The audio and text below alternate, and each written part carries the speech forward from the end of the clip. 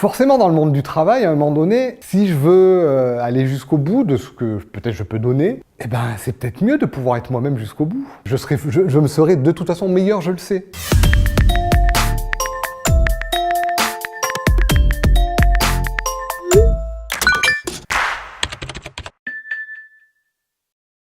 Mon histoire, c'est d'abord, je pense celle que beaucoup d'homos ont pu vivre, c'est-à-dire se faire traiter de PD toute son enfance et une bonne partie de son adolescence. Le collectif nous renvoie un miroir négatif. Donc en fait, qu'est-ce qu'on fait? On va créer des barrières, on va créer des murs, parce que l'autre, il est source d'agression. Et donc ma position a été de dire, ben voilà, je me protège.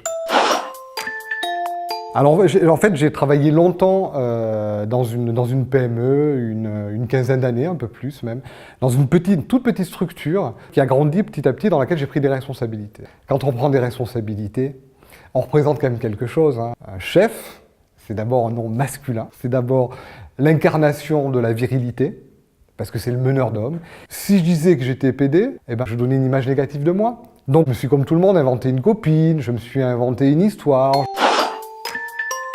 Et donc, le panard, c'est quand même à un moment donné de raccrocher tout ça. Quand j'ai arrêté mon boulot dans cette PME, il fallait que Eric soit une personne dans son intégralité. Alors j'ai entamé une formation de management, ressources humaines.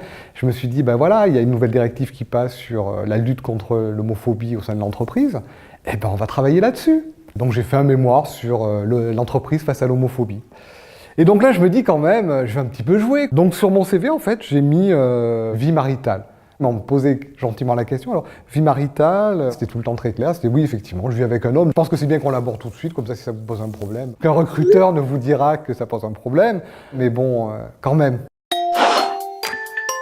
Ben, les choses n'arrivent jamais par hasard, parce que maintenant j'ai intégré, par d'autres péripéties, une structure qui lutte pour la diversité. Bien entendu, je saute sur l'occasion.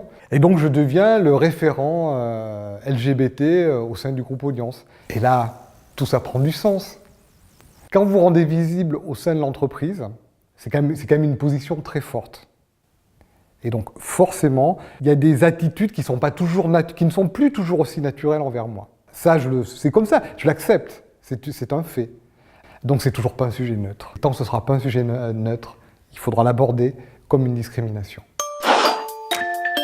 Alors c'est d'abord les recruteurs qui doivent comprendre une chose fondamentale.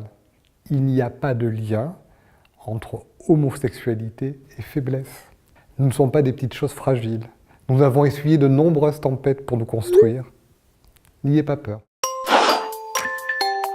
Ce que j'ai envie de dire, c'est prenez votre temps. L'homosexualité, c'est aussi une identité, et d'abord une identité.